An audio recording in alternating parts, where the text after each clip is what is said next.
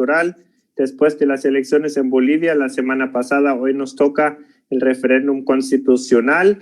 Saludamos a todos los que están viéndonos por la red, a los dos ponentes que después vamos a introducir. Y antes que nada nos va a dar su saludo el representante de la Fundación Konrad Adenauer en Chile, Andreas Klein. Muchas gracias, Sebastián. Más que nada, quiero agradecerte y tu equipo para realizar este evento en conjunto con la oficina de la CAS en Santiago de Chile. Y quiero agradecer muchísimo a nuestros dos expositores, a Silvia Izaguirre y a Ignacio Boca, para compartir sus evaluaciones del plebiscito del domingo pasado. Entonces, muchísimas gracias, un cordial saludo a todos y todas en todo el mundo, en toda la región y en todo el Chile que están con nosotros en esta tarde. Muchísimas gracias. Muchas gracias, Andreas. Bueno, después si tienes preguntas puedes hacerlas, obviamente. Bueno, desde el programa regional Partidos Políticos y Democracia en América Latina, con sede en Montevideo, les mando también un afectuoso saludo. La idea de ese ciclo es un poco investigar, analizar todos los procesos electorales que hay en la región. Obviamente nos centramos en los nacionales de una cierta trascendencia regional y creo que el referéndum de Chile ha sido histórico en muchos aspectos. De entrada no hay muchos referéndums en general en América Latina, por lo cual es una situación especial. Y lo segundo, creo que mucha gente en la región de afuera de Chile no entiende las cosas de la misma manera como los chilenos mismos entienden su propio proceso, por lo cual siento que es importante también construir este puente para que se entienda mejor y para que de alguna forma la discusión se pone más informada. Así que estamos muy felices de tener dos panelistas de primer nivel.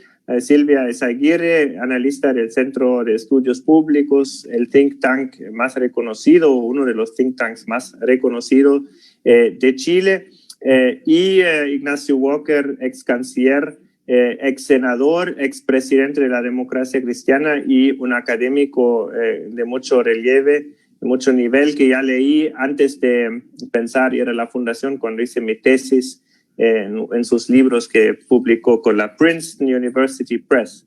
Así que sin mucha más introducción, quiero no tomar el tiempo de los ponentes y dar la palabra primeramente a Silvia Izaguirre. Muchas gracias a la CAS por haberme invitado. Yo fui ex becaria de la CAS, así que le debo mucho. Eso. Y feliz de estar acá compartiendo mis impresiones respecto del plebiscito. Hago un disclaimer. Todavía el CERVEL no ha liberado la información estadística para poder analizar en detalle cómo fue la participación electoral. Tenemos el número grueso y tenemos los números por regiones, pero todavía no sabemos si hubo mayor participación de jóvenes, se habla de una mayor participación de jóvenes, pero nos faltan detalles, ¿verdad?, para hacer un análisis más fino, que no teníamos todavía esa información. Pero quiero tengo 7 puntos que me gustaría hacer en estos 15 minutos. Quiero partir destacando el ejercicio cívico ejemplar que vivimos el domingo. El resultado de la jornada fue espectacular, hubo una increíble organización, la seguridad con la que fuimos a votar, los cuidados sanitarios para poder ejercer un voto seguro. Quiero destacar la rapidez del conteo de votos, cuando siempre se discute si queremos pasarnos a un voto electrónico, ¿verdad? La rapidez del voto con lápiz y papel, prehistórico, la rapidez del voto, la transparencia del sistema, ¿verdad? Y su legitimidad. Creo que fue de verdad un ejercicio ejemplar. A la media hora ya sabíamos claramente la tendencia del resultado, y fue sumamente transparente. Son cosas de las cuales yo creo que nuestro país se debe sentir muy orgulloso. Como segundo punto, es importante ver que el alto porcentaje que obtuvo tanto el apruebo como la Convención Constituyente habla, o al menos así lo interpreto yo, de lo poco polarizado que está la sociedad chilena, ¿ya? O sea, estamos hablando acá de un 80% de acuerdo en que queremos una nueva constitución y que también tenemos 80% de acuerdo en quién queremos que redacte esta nueva constitución. Y eso me dice de que la polarización que se observa en la clase política no tiene un correlato en la ciudadanía en Chile. Y tiendo a pensar asimismo que este altísimo rechazo a la convención mixta, que era un órgano que podía redactar la constitución conformado mitad por parlamentarios y mitad por personas electas, ¿verdad?, por la ciudadanía, ese enorme rechazo a esta alternativa tiendo a interpretarlo como un rechazo también a la política que está tremendamente polarizada y que no ha podido responder a las demandas de la ciudadanía, ni en este gobierno ni en los anteriores. Yo creo que lo que estamos viviendo, y fue mi tesis muy desde el principio, es que lo que está viviendo Chile y que se manifestó con brutalidad el 18 de octubre es una profunda crisis política. Eso no quita que no hayan factores sociales involucrados, pero yo creo que es sobre todo una profunda crisis política y donde observamos que es transversal. La encuesta ELSO que hablaba que el 90% de la población en Chile siente rabia y mucha rabia, y que es transversal en rango etario, en nivel socioeconómico, a nivel de regiones, y esa rabia se vuelve contra la clase política. Y me parece que estos altos resultados en ese sentido son esperanzadores, porque se ve una ciudadanía que no está polarizada, ¿verdad? Y que sí con un alto rechazo a la clase política. Si miramos los resultados y decimos, bueno, ¿quiénes son los perdedores? ¿Quiénes son los perdedores? Obviamente los perdedores son aquellos que estaban por el rechazo. Esa es como la respuesta más evidente, ¿verdad? ¿Y quiénes estaban por el rechazo? Bueno, el partido de la UDI, ¿verdad? Y un cierto sector de Renovación Nacional.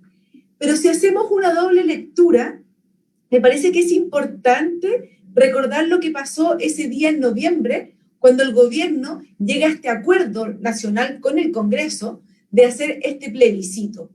Y en esa foto y en esa mesa se sentó desde la UDI hasta el Partido Socialista. Pero en esa mesa no estaba ni el Partido Comunista ni parte de los partidos que conforman el Frente Amplio, que hoy día, bueno, ya están fuera del Frente Amplio. Y me parece que es importante destacar eso, porque ese acuerdo de noviembre que permitió que el domingo pasado fuéramos a votar 7 millones de chilenos, ese acuerdo fue altamente cuestionado por estas fuerzas políticas que se restaron de ese acuerdo, que se bajaron de la mesa y que criticaron duramente este acuerdo. Y yo creo que ellos son los principales perdedores, el Partido Comunista y estos grupos y estos movimientos del Frente Amplio, ¿verdad?, que se bajaron de la mesa. Y creo que es importante recordar que esa solución o esa vía que se le dio a las manifestaciones y al estallido social logró encauzar una demanda ciudadana que prácticamente un año después, ¿verdad?, se materializa con este plebiscito, donde fueron a votar un número importante, 51% de los votantes habilitados fue a las urnas a votar, dio su resultado y fue un resultado rotundo y que por lo menos para muchos nos vuelve el alma al cuerpo de alguna forma. Y creo que es importante ver cómo se está institucionalizando o dando un cauce institucional a estas demandas ciudadanas. ¿Quiénes son los ganadores? Si tenemos los perdedores, ¿verdad?, por un lado, ¿quiénes son los ganadores? Y acá yo creo que hay que tener sumamente cuidado. Yo creo que aquí ningún partido político puede darse de triunfador o de ganador. Yo creo que sí, la política le ganó a la violencia, ¿verdad? Eso significa que acá ganó la democracia y ganó la ciudadanía. Pero cuando he escuchado en estos últimos días algunos presidentes de partidos políticos, especialmente de la oposición, que han dicho que este triunfo es de ellos y de alguna manera se sienten entonces ahora empoderados para lidiar o negociar algunos temas con el gobierno, yo creo que están haciendo una lectura absolutamente equivocada. Yo creo que acá ningún partido político se puede otorgar este triunfo. Creo que es un triunfo de la ciudadanía. Creo más bien que hay una lectura muy crítica hacia los partidos políticos y creo, eso sí, que gana la política como forma de resolver conflictos, ¿verdad?, versus la violencia. Y ahora me gustaría hacer como dos disgregaciones. Uno, votó el 51% del padrón electoral. Y eso yo lo veo con un matiz blanco y negro, es decir, es un porcentaje importante, es el más alto, es el número absoluto más alto desde la vuelta a la democracia, relativo no, ¿verdad? El año 88, respecto al padrón electoral, votó mucho más personas proporcionalmente. Pero hay un 49% de personas que no fue a votar. Y ese porcentaje es enorme. Yo personalmente quedé decepcionada, pensé que íbamos a alcanzar un umbral muchísimo más alto. Yo pensé que íbamos a superar el 60% de participación. Que el 49% no llegó a votar es muy significativo. No me cabe ninguna duda que dentro de ese 49% muchas personas no fueron porque tenían miedo, probablemente adultos mayores, pero al mismo tiempo no hay que dejar de reconocer que también una porción muy amplia de ese 49% es gente que no estuvo convocada, que no quiso ir a votar. Y yo creo que siempre miramos los resultados de la elección y acá los resultados son dramáticos, por así decirlo, una distancia enorme entre las dos alternativas, pero no hay que dejar de mirar el otro parte del vaso, ¿verdad? La parte vacía del vaso, porque ellos también se manifiestan en las calles, ellos también tienen posiciones políticas, pero no están participando, ¿verdad?, de las instituciones políticas y de la forma en que nosotros estamos tratando de resolver nuestros conflictos. Entonces creo que es importante no perder de vista ese 49%, que es muy difícil de interpretar. Otro aspecto que creo que es importante de ver y de tratar de entender es lo que pasó con la segregación en el tema de las votaciones. En Santiago, por ejemplo, fue muy notorio que 3 comunas, ¿verdad?, ganó el rechazo. En otras comunas, el rechazo sacó un porcentaje bastante relevante, y en la gran mayoría de las comunas de Santiago y de Chile, el rechazo obtuvo menos de un 20%. Y entonces lo que observamos es que hay una enorme polarización o segregación, ¿verdad?, de las comunas, que por supuesto no es nuevo, pero es dramático como se vio manifestado en esta elección. Pasan cosas raras. ¿Qué pasó con Colchane? Colchane ganó el rechazo.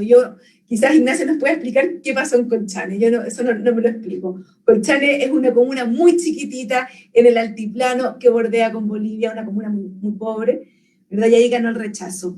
Pero es importante entonces tratar de entender que si bien en estas comunas, Las Condes, Providencia, Lo Barnechea y Vitacura ganó el rechazo, en las otras comunas de Chile, donde son también muchas de ellas muy vulnerables, esta opción no sacó 0%, sacó cerca de un 20%. Es decir, ahí hay un fenómeno interesante de escudriñar, pero sin embargo nos revela la enorme segregación que tenemos a nivel de país.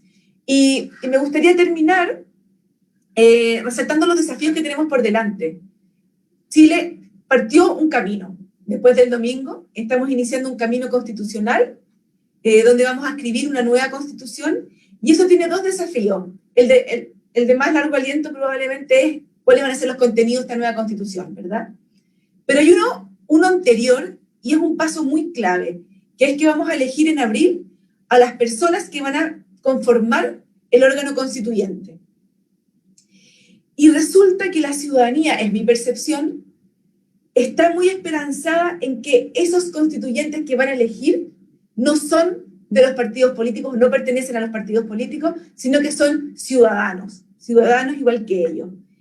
Y acá hay una tensión difícil de resolver, porque si uno hubiese querido que la Constitución la redactaran los ciudadanos, lo que uno hubiese hecho es haber hecho un sorteo, como lo hizo Islandia, o como son los sorteos de jurado, por ejemplo, en Inglaterra, en Estados Unidos, que tienen este sistema de jurado. Pero no se optó por esa opción.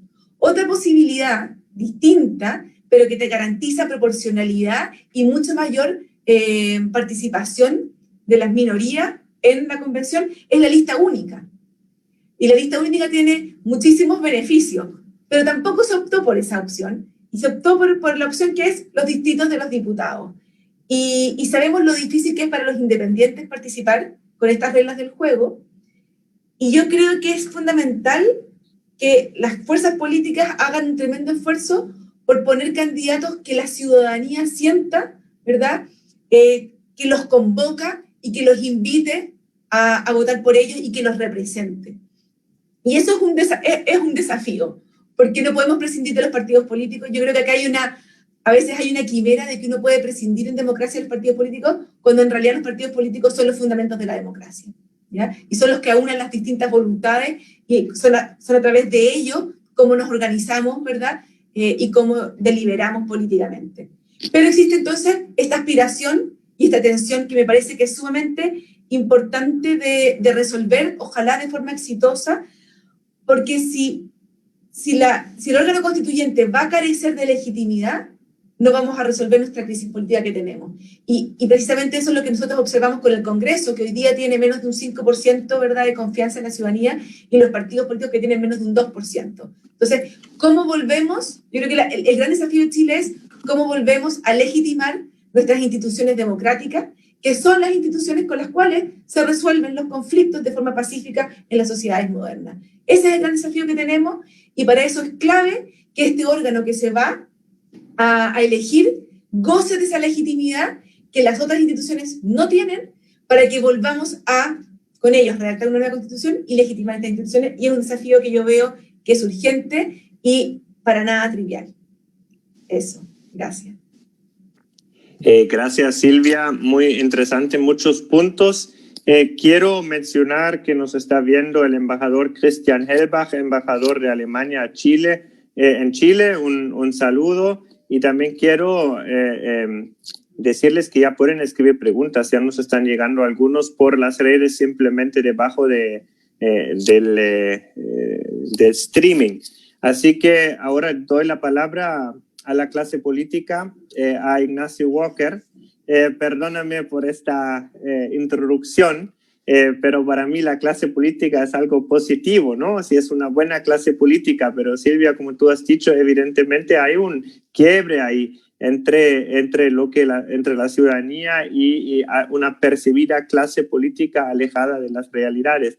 ¿Qué hace la política, qué debe hacer la política, Ignacio, para recomponer este vínculo en el proceso que viene, y cómo ves tú estos resultados? Bueno, Sebastián, un compañero mío de curso en los años 80 me decía, yo entendía que había una política de clases, pero no una clase política. Bueno, yo me imagino que hablamos de la élite política dirigente, y por lo tanto yo quisiera hacer una reflexión en torno a este plebiscito del 25 de octubre, tal vez insertándolo en la problemática más amplia de la modernización del Chile en los últimos 30 años. Pero quiero agradecer, en primer lugar, a la Fundación Konrad Adenauer, una vez más, por iniciativas como esta, que nos permiten dialogar, reflexionar. Agradecer a Sebastián, a Andreas, a Silvia Iseguirre, por supuesto. Comparto buena parte de lo que ella ha dicho. Interesante ese contrapunto que hacía al principio entre la ciudadanía y la élite política, ¿eh? Tal vez una forma de ponerlo, Silvia, es que mientras en la ciudadanía hay más rabia que polarización, ¿eh?, en la élite política hay más polarización que rabia, ¿no? Y el desafío es grande, porque articular la rabia y la polarización, ¿no es cierto?, cruzando la élite dirigente con la ciudadanía, es un desafío mayor. Y yo creo que quiero partir por ahí.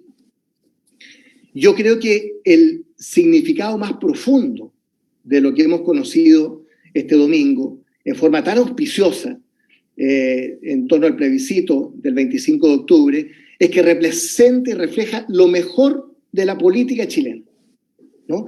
Solo comparable al acuerdo por la paz social y la nueva constitución del 15 de noviembre, y solo comparable al 5 de octubre del 88, en el plebiscito, ¿no es cierto?, de aquel entonces, que posibilitó la transición a la democracia.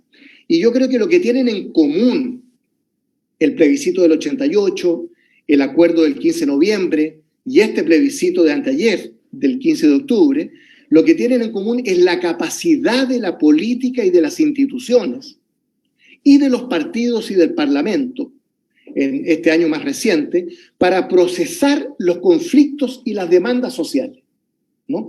Y en ese sentido creo que emerge la mejor cara de la política, lo mejor de la política.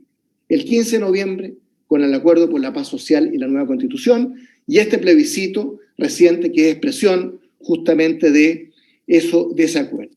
Eso es lo primero que yo quiero resaltar. La importancia de la política y las instituciones para procesar los conflictos y las demandas sociales.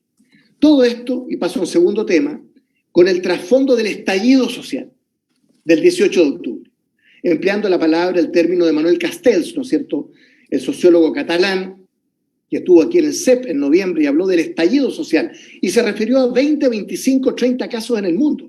A veces creemos que los fenómenos son locales, y esto ocurre solamente en Chile. Él mencionó 20, 25 casos en el mundo, ¿no es cierto?, sobre el estallido social. Bueno, y por lo tanto esto hay que también relacionarlo con el 18 de octubre, ¿no?, que se le ha dado en llamar el estallido social.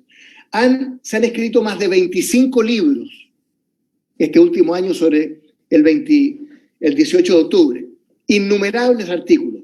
Yo quiero plantear mi hipótesis sobre el verdadero significado del 18 de octubre, ¿no es cierto?, haciendo esta comparación con el 25 de octubre de anteayer. Y mi hipótesis, lo escribí esto la semana siguiente, me acuerdo en la tercera, un artículo que escribimos con Andrés Velasco.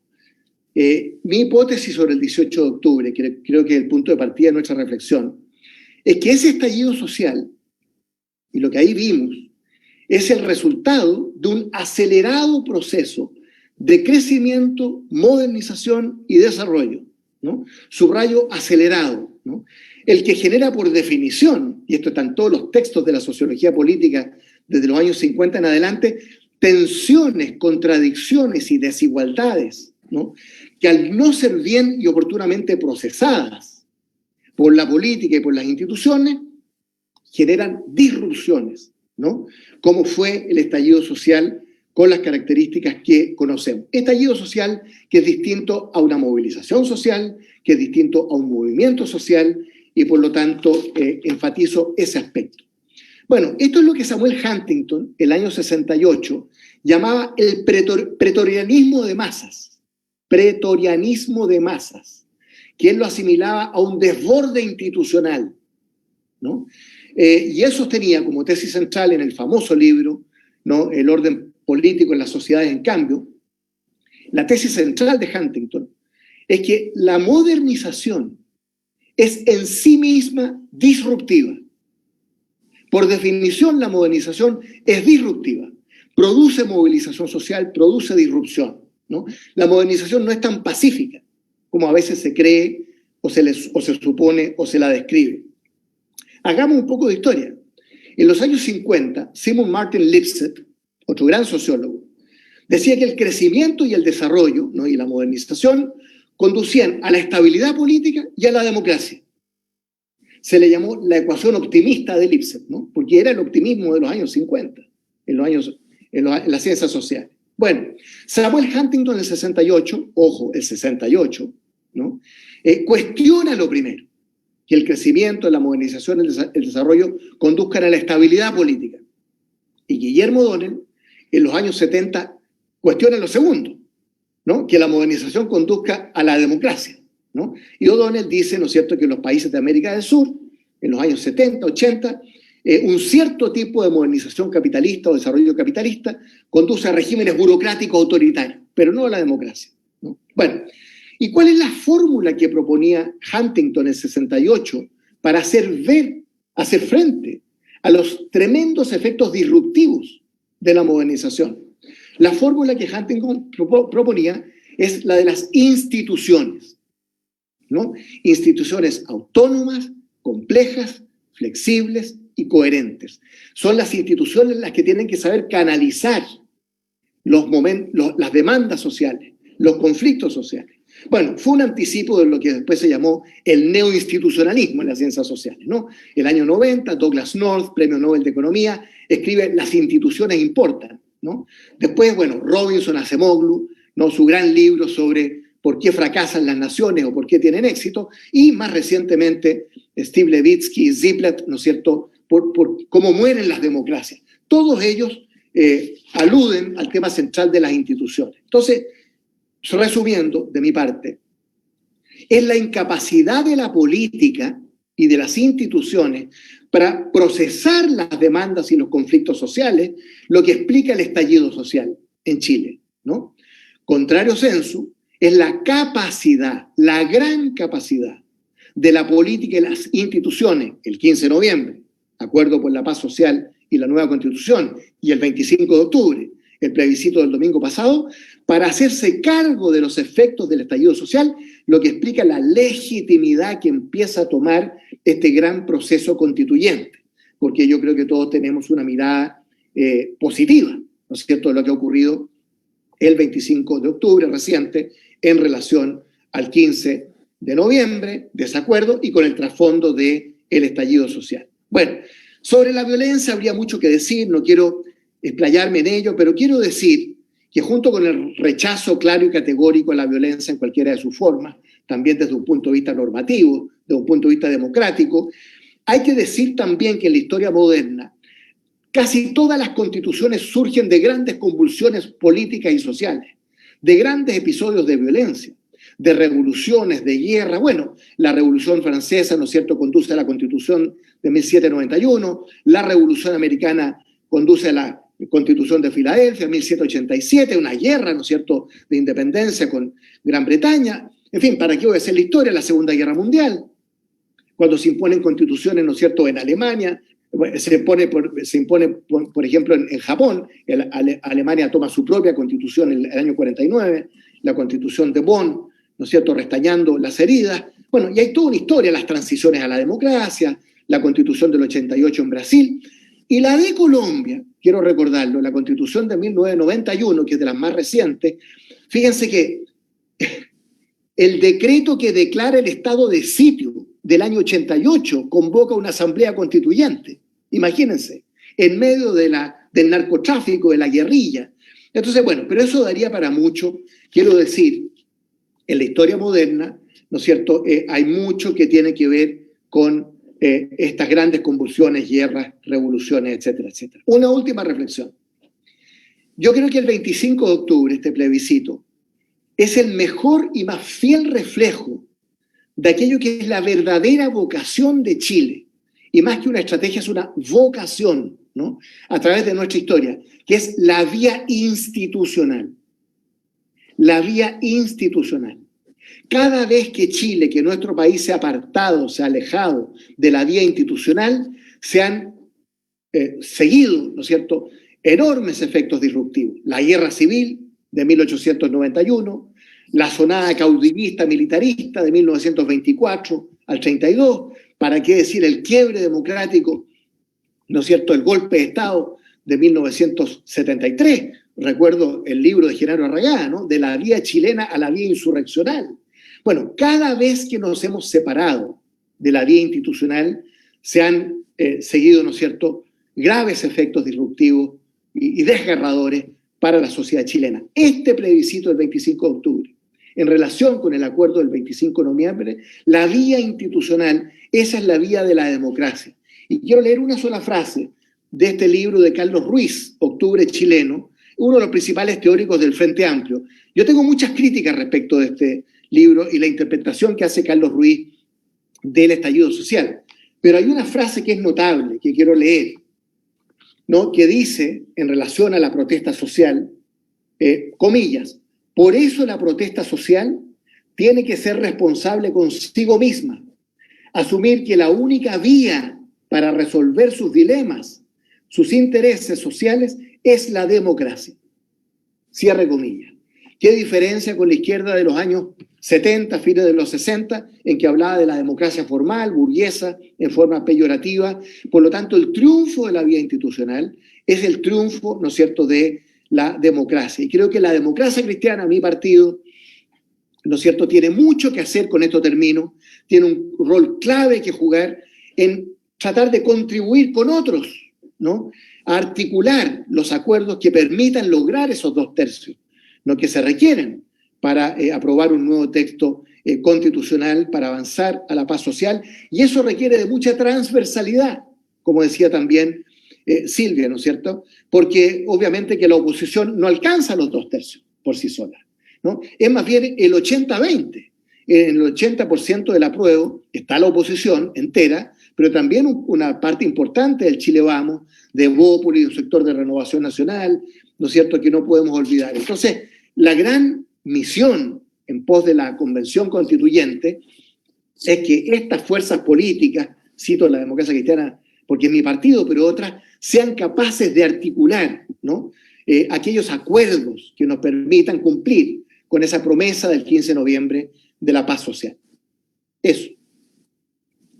Muchas gracias, Ignacio. En ese sentido de la democracia y de la institucionalidad, me gustó el enaltecimiento del lápiz azul que como manera para llevar los cambios, que en la democracia esa es la arma más poderosa y no la violencia, ¿no? Ese sentido de que se tomó el lápiz azul, las portadas, me parece como demócratas algo que hay que celebrar por la vía. Tenemos muchas preguntas, por lo cual les pido que entienden que no puedo leerles uno por uno. Yo quiero poner como dos que están un poco conectados y los dos tienen que ver con el proceso que viene, ¿no? Uno que es una muy obvia, no hay demasiadas expectativas sobre la nueva Constitución y su capacidad para garantizar los derechos, y relacionado a eso la pregunta de que si al final no van a ser los mismos de siempre en la Constitución, en la constituyente, los mismos políticos cuando justamente era un voto, entre comillas, de rechazo a, me gusta mucho más lo que tú dices, Ignacio, la élite política en vez de la clase política. Y la segunda pregunta de María Belén Rolfo: ¿cuáles son los principales puntos que necesitan y van a ser reformados en la Constitución a vista de ustedes? Y Andreas Klein quiere agregar una tercera pregunta. Bueno, gracias, Sebastián. No, me interesaría saber cómo ustedes ven el papel del gobierno en el proceso constituyente, porque también el domingo a las 9:15 en la noche me impresionó bastante el statement de Piñera, y en que felicitó al pueblo chileno por este proceso democrático, y también antes del plebiscito él a lo menos evitó inclinarse por una opción, ¿no? Entonces, bastante neutral. Y, y ¿cómo ustedes ven el papel del gobierno en el proceso siguiente?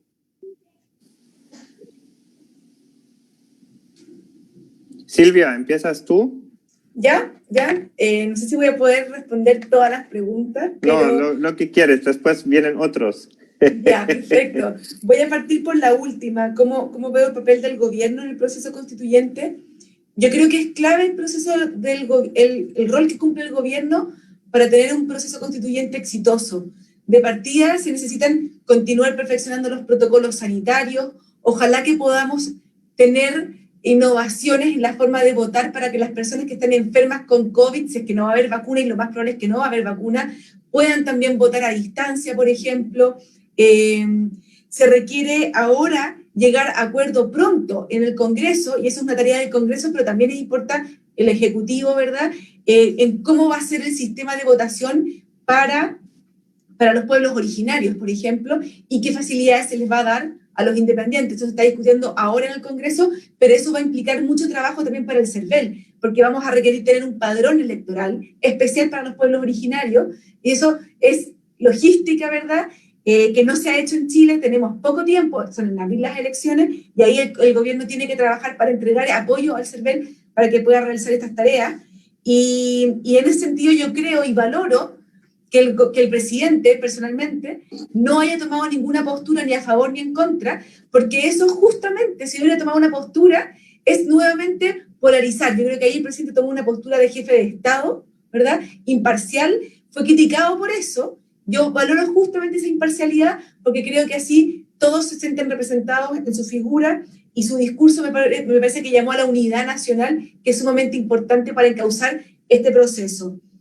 Respecto de cuáles son los puntos fundamentales en la Constitución, a ver, son muchos los puntos fundamentales, pero aquellos que no pueden faltar, ¿verdad? Los que no pueden faltar es, ¿vamos a hacer un Estado unitario o vamos a hacer un Estado federal? ¿O qué tipo de descentralización vamos a tener? va a ser una discusión importante. Régimen político. Si hay algo que puede hacer la nueva Constitución, es cambiar el régimen político. Y yo espero que hayan innovaciones importantes en régimen político y un régimen que le dé gobernabilidad al país, pero al mismo tiempo también representación democrática. Así que vamos a ver qué pasa en eso. Por supuesto, todo lo que tiene que ver con las libertades y los derechos cívicos, políticos y sociales. Vamos a tener una gran discusión respecto de cómo vamos a garantizar esos derechos sociales y cómo va a ser el equilibrio que vamos a tratar de buscar para tener derechos sociales garantizados, pero al mismo tiempo resguardando el equilibrio fiscal y, en última instancia, que sea la ciudadanía con su voto los que decidan cómo es la política pública y no los jueces, que no los elegimos, ¿verdad? O sea, ahí van a haber debates, se me ocurre que va a haber un debate respecto de los pueblos originarios, cómo van a estar reconocidos en nuestra Constitución, y también sobre el tema medioambiental. Son los temas que yo, digamos, creo que son los más polémicos que vamos a ver. Y respecto de lo que decían, ¿cómo hacemos para que los que vayan a ir a la constituyente no sean los mismos de siempre? Esa es la tensión que vamos a enfrentar, ¿verdad? Es evidente que en la actual forma de elegir a las constituyentes, los partidos políticos tienen una preeminencia, o tienen beneficios, ¿verdad? Por otra parte, no es malo que así sea, porque la política y la democracia se construye con los partidos políticos, que son los encargados de articular, ¿verdad?, las preferencias de la ciudadanía en las distintas materias. Pero entonces, ¿cómo logramos responder a esta expectativa de las personas, a que no sean tal vez políticos profesionales? ¿Cómo invitamos a nuevas personas a participar, a ser candidatos? Pero es imposible pensar que vamos a hacer este proceso sin los partidos políticos. Es imposible, si la democracia consiste y se funda en partidos políticos. Entonces, ahí una gran responsabilidad para los partidos. Eso por ahora. Gracias. Y bueno, esa frase, no hay democracia sin partidos políticos, es una que se escucha mucho, pero que hasta el último tiene que entenderlo, ¿no? Por eso justamente la CAS tiene el programa Partidos Políticos y Democracia en América Latina. Lo uno no va sin el otro. Ignacio. Bueno, yo quiero enfatizar lo que ustedes dos dicen. O sea, nada reemplaza, nada sustituye, ¿no es cierto?, el rol de los partidos políticos, de las instituciones. En eso consiste la democracia, en instituciones, ¿no? Una democracia de instituciones. Ese libro que tú recordabas, Democracia en América Latina, que yo escribí hace algún tiempo, ¿no es cierto?, entre la esperanza y la desesperanza, hablo de la democracia de instituciones, como contraria a la democracia de caudillos, que ha sido la historia de América Latina durante buena parte, ¿no es cierto?, del último siglo. Entonces no se trata aquí de castigar a la política y a los políticos y a los partidos y a los parlamentarios, porque este ha sido el gran momento de la política. El acuerdo por la paz social y la nueva constitución del 15 de noviembre, no me cansaré de decirlo, el plebiscito de este domingo, son la mejor cara de la política. Y por lo tanto hay que darle crédito a los partidos, a los parlamentarios. Aquí hubo una reforma constitucional, ¿no es cierto?, en diciembre, ¿no?, que ha sido seguido de varias reformas constitucionales, especialmente el capítulo 15, ¿no es cierto?, de la Constitución, que legitima este proceso constituyente. Entonces, aquí no se trata ni de jubilar, ni de castigar, ni de marginar a los partidos, a los políticos, a los parlamentarios. Pero, efectivamente, hay una demanda de que no sean los mismos de siempre, como dice la gente, y ahí el gran desafío en positivo son los independientes, ¿no? Entonces, ¿qué tipo de ecuación entre políticos, partidos tradicionales que van a estar, y qué bueno que estén, y la cara de los independientes, ¿no es cierto?, y la capacidad de los partidos de crear espacio también para los independientes? La última reforma que se aprobó hace un mes da bastante garantía al mundo independiente, ¿no?, incluso puede formar sus listas. Entonces, bueno, pero efectivamente existe esta imagen, esta demanda de la gente que no sean los mismos de siempre. Entonces, junto con los políticos y los partidos van a estar los independientes, y creo que ese mix va a ser positivo. Bueno, relacionando la primera a la segunda pregunta, yo creo que hay como tres grandes nudos del debate constitucional. Uno, derechos sociales y orden público económico. Los pongo en un mismo continuo, porque efectivamente hay una gran demanda por un nuevo estatuto de los derechos sociales, que es muy legítima, porque efectivamente esta Constitución tiene un sesgo neoliberal. Eso es cierto, ¿no? Hay un cierto principio de la subsidiariedad, no en la vertiente social cristiana, que yo adhiero, pero sí en la vertiente neoliberal, que produce distorsiones. Por ejemplo, el recurso de protección hoy día en Chile, del artículo 20, protege la libertad de enseñanza, pero no el derecho a educación. Protege la libertad de elegir entre un prestador público y privado, pero no el derecho a la salud, ¿no? Subió a rango constitucional los derechos de aprovechamiento de agua, bien, pero no el agua como bien nacional de uso público, mal. Tiene que quedar en la Constitución que el agua es un bien nacional de uso público. ¿Te fijas o no? O sea, ahí va a haber una discusión sobre el estatuto de los derechos sociales, pero eso tiene que conversarse con el orden público económico. Por ejemplo, la iniciativa exclusiva del Ejecutivo en materia económica, que es clave, ¿eh? Ahora estamos a puertas, entiendo que se pueden aprobar 4 proyectos de ley que se están viendo en la Cámara de Diputados sobre un nuevo retiro de las pensiones del 10%, ¿no? Afectando las rentas vitalicias, que son además las compañías de seguros, el impuesto al patrimonio, pero todo como un paquete que no tiene mucho sustento técnico, ¿no? Y eso yo he dicho que es un resquicio para violar lo que afirmó el presidente Eduardo Frei Montalva en la reforma de 1970, que las normas sobre seguridad social y regímenes provisionales son de iniciativa exclusiva del Ejecutivo, ¿no? Entonces, derechos sociales, sí, un nuevo estatuto de los derechos sociales, una nueva forma de garantizar los derechos sociales, pero conversando con el orden público económico, la autonomía del Banco Central, la iniciativa exclusiva del Ejecutivo en materia económica, ¿no es cierto?, el derecho de propiedad, que a propósito el proyecto de la presidenta Bachelet de marzo del 2018 es muy interesante, desde el punto de vista del estatuto del derecho a propiedad, que existe hoy día y que por supuesto hay que perfeccionar. Bueno, ese es un gran capítulo. El segundo es el sistema de gobierno, ¿no? Presidencialismo, semipresidencialismo, parlamentarismo. Yo soy parlamentarista.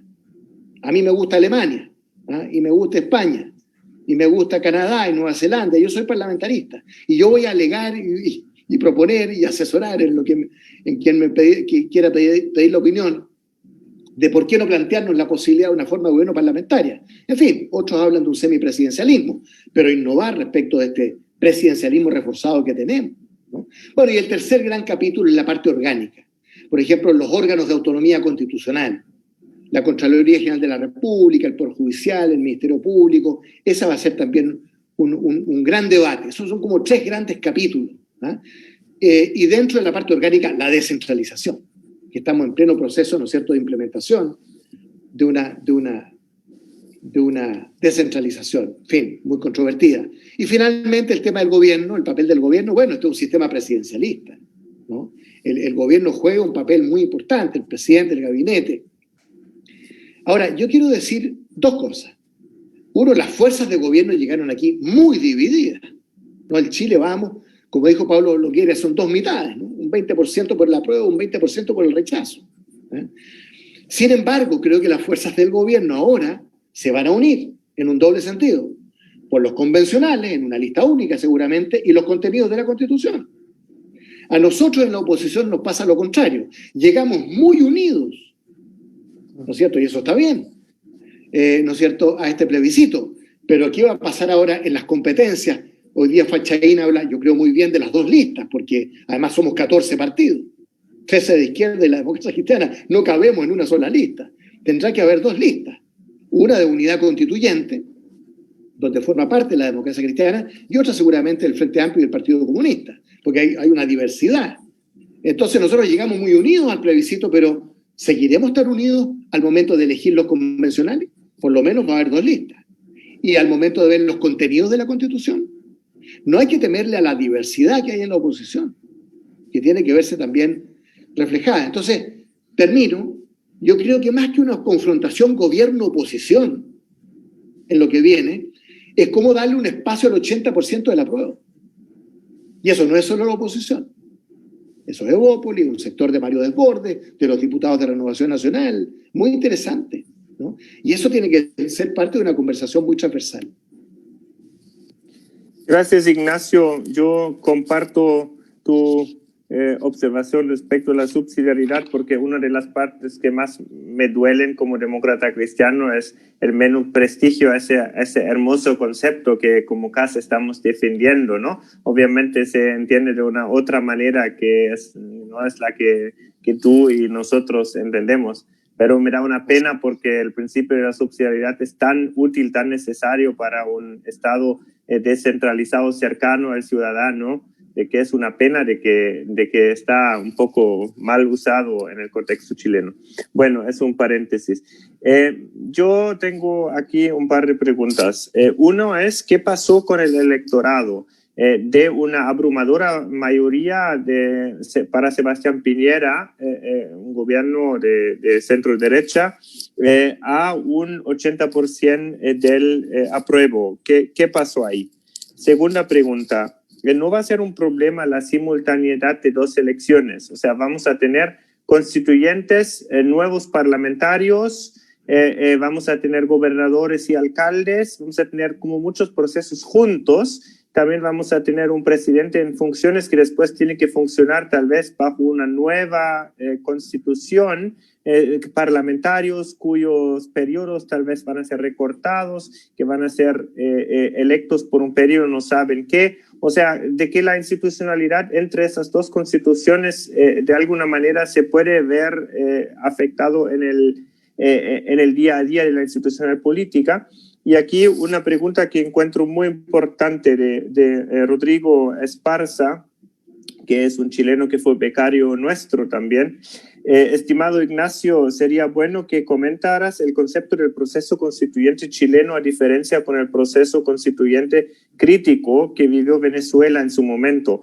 Toda vez que muchas personas de los demás países latinoamericanos ven con temor estos procesos considerando lo que pasó en Venezuela.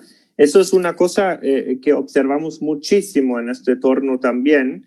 Cuidado, Chile, nueva constitución, Venezuela, ¿no? Esas luces rojas. Y conectado a esto, la pregunta de qué manera Latinoamérica puede aprender del proceso chileno, porque siento que muchos procesos de descontento son parecidos, tanto en lo que pasó el referéndum como en la respuesta digamos, que la institucional chilena va a dar a esto. Silvia, ¿empiezas tú? Ya, gracias. A ver, ¿qué pasó con el electorado de Sebastián Piñera? Mirando las encuestas, lo que uno observa es que prácticamente la mitad del electorado, 40% de las personas que votaron por Sebastián Piñera, votó apruebo, 40%. Y lo que uno observa constantemente es que el electorado, muchas veces que vota por la derecha o la centro-derecha, no comparte muchas de las posiciones que defiende la centro-derecha. Y te menciono solamente algunas, respecto del aborto, por ejemplo, y respecto del matrimonio homosexual. La mayor parte del electorado de derecha está a favor y, sin embargo, sus representantes políticos están en contra. Entonces acá lo que vi en las últimas encuestas era que aproximadamente el 40% del electorado Sebastián Piñera votó apruebo. De manera que ahí está el electorado Sebastián Piñera, yo creo que dividido entre el apruebo y el rechazo. Respecto de la simultaneidad de las elecciones, tenemos un calendario copadísimo en elecciones. Claramente eso es un desafío, también es un tremendo desgaste.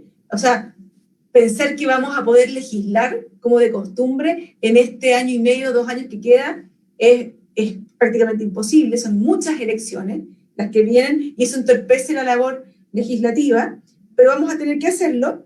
Y yo no creo que sea un problema el hecho de que mientras se está redactando la nueva Constitución, vamos a estar eligiendo presidente el próximo año y vamos a estar eligiendo a nuestros diputados y la mitad de nuestros senadores.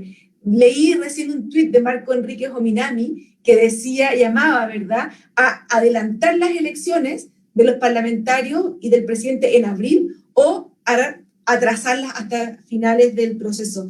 Yo creo que eso no es necesario porque la Constitución nueva se va a terminar de redactar probablemente a fines del 2021.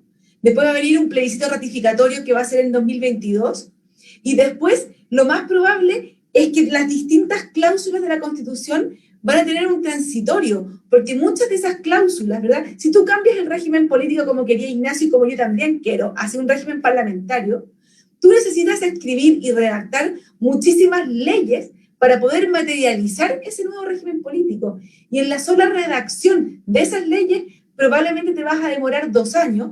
Por lo tanto, para que entre en régimen la nueva constitución, si es que se aprueba en el plebiscito ratificatorio, va a pasar 2 o 3 años, dependiendo de que sea. Por lo tanto, lo más probable es que el próximo presidente gobierne con esta constitución que existe hoy día, ¿verdad? Y nos demoremos 4 años o más incluso en poder implementar de a poco la nueva constitución. Y en ese sentido no veo ningún problema en que tengamos parlamentarios elegidos ahora en diciembre del próximo año, ¿verdad? Con un proceso constituyente que va a tener que ir siendo, que va a tener que tener su propia transitoriedad.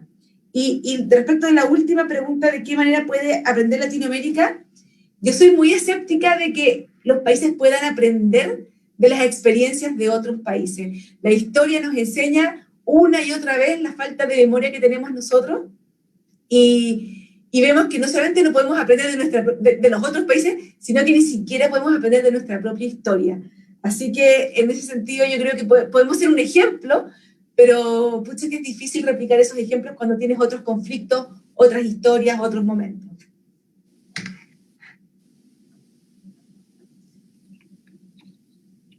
Ignacio. Sí, yo comparto que nadie aprende de la experiencia ajena, ¿no? ¿Ah? Eso no solo como países, como personas tal vez. ¿Eh? Cuesta mucho aprender de la experiencia ajena. Y la política es un proceso de aprendizaje, ¿no? Yo comparto eso que concluye Silvia. A ver, una reflexión interesante la primera pregunta del electorado, porque ¿qué pasa con el electorado? ¿No? Bueno, una gran mayoría por Sebastián Piñera hace 3 años, 54%, pero ahora, ¿no es cierto?, una tremenda mayoría del 80% casi en favor del apruebo. Un comentario sobre el 54% de Sebastián Piñera. Lo digo para mi sector, para la actual oposición, para la democracia cristiana, para mi partido. Bueno, yo escribí un libro ahí en 2018 que se llama Nueva Mayoría, Reflexiones sobre una derrota, ¿no? Tratando justamente de explicar por qué después del gobierno nuestro, de la nueva mayoría, de la presidenta Bachelet, en la segunda administración, terminamos con un triunfo de la derecha, ¿no es cierto?, de Piñera, con un 54% de los votos. Recuerden que él subió en 30 días, de primera a segunda vuelta, de 36 a 54% de los votos. Yo creo que nadie en Chile entiende que la derecha tiene un 54% de los votos, ¿no? Generalmente tiene como un 40% de los votos, un poquito más. ¿Y qué pasó? ¿Qué es lo que yo digo en este libro? Bueno, que como de alguna manera nos izquierdizamos, claramente lo digo ahí, en el gobierno de la nueva mayoría, ¿no es cierto? Y lo asumo en primera persona plural, yo era presidente del partido, era senador. Al izquierdizarnos, el voto de centro, el voto moderado, el voto independiente, el voto de los sectores medios, apoyó a la derecha, apoyó a Piñera, con un 54% de los votos. Ocurrió algo insólito, votó más gente en segunda vuelta que en primera vuelta. Eso no es de común ocurrencia, ¿no? Entonces, aprendamos la lección, ¿no? Ya que nadie aprende de la experiencia ajena, bueno, aprendamos de nuestra propia experiencia, ¿no? Y por supuesto lo del 80% es que ahí, ¿no es cierto?, se logran cristalizar los grandes anhelos de cambio de la gente respecto de una constitución que cumplió un ciclo. La hemos reformado 53 veces. Yo era ministro de Relaciones Exteriores del presidente Lagos, lleva mi firma el decreto del Ejecutivo en que promulga la reforma del año 2005, que fue una tremenda reforma, que eliminó buena parte de los enclaves autoritarios, en fin. Pero no fuimos capaces de producir la sensación de una nueva constitución, ¿no? Y el tema de la legitimidad y todo lo que sabemos, y eso ya explotó ahora, y el 80% es un respaldo muy sólido, muy fuerte, que tiene que remecernos, ¿no? Y enrielarnos, para entender que hay una asignatura pendiente, y que tenemos que tener éxitos, ¿no es cierto?, en esta convención constituyente. Bueno, son, claro, efectivamente varias elecciones simultáneas. Yo cuento 7 elecciones, más las primarias, y más la simultaneidad entre la convención y las elecciones. En abril tenemos 4 elecciones, ¿no? Alcaldes, concejales, gobernadores, por primera vez en 240 años. Llevamos 240 años designando intendentes desde Santiago. Esto viene de la colonia, de las reformas borbónicas de 1760, ¿no? Y los convencionales. y después a fin de año presidente, senador y diputado. Yo creo que hay que mantener los calendarios electorales, ¿no? Bueno, hay que caminar y mascar Chile a la vez, ¿no? Como se dice, varias veces, ¿no? Yo creo que es interesante eso, ¿no? Como desafío democrático. Va a ser un año de mucho vigor, de mucho debate. Yo no le tengo miedo a eso. Bienvenido, encuentro que es interesante. Bueno, y sobre Venezuela, bueno, la Constitución de Chávez del año 99, recordemos que Chávez elegido el 98, ¿no? El régimen chavista lleva, 22 años, ¿no? Que se convirtió en una dictadura. La dictadura de Chávez, y ahora para qué decir la dictadura corrupta de Nicolás Maduro. El 99, al año siguiente, se aprobó una constitución con una hiperinflación de derechos, ¿no? 330 artículos en la Constitución, más de 120 artículos sobre derechos fundamentales, y ese fue un traje a la medida de Chávez.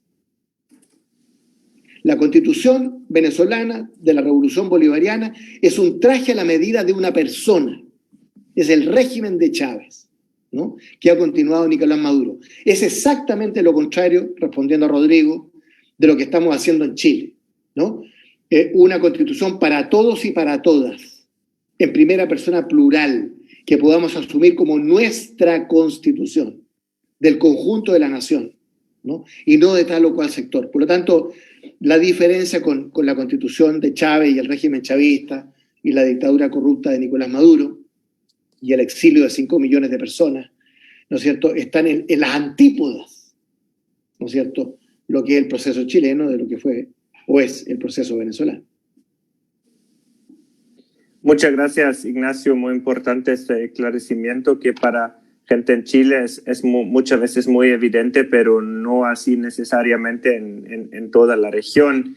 Esperemos que todos los chilenos logren unirse, o la gran mayoría, y lograr esta constitución que va a ser percibida, ojalá, como una casa común donde caben diferentes personas y pueden desarrollar también sus aspiraciones personales y políticas en ella, y con eso lograr una mayor paz social y un mayor consenso, que sería una gran noticia y que va a ser un enorme desafío. Por cierto, vamos a seguir observando eso de cerca aquí desde la CAS, obviamente en Chile, más cercano con el colega Andreas Klein, pero también aquí desde el programa Partidos Políticos y Democracia.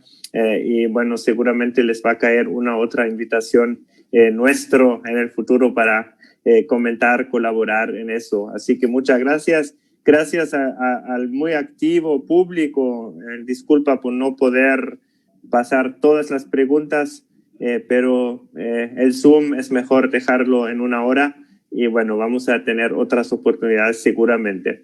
Así que buenas noches y nos vemos la próxima semana, probablemente el jueves. Estamos armando algo sobre las elecciones en Estados Unidos.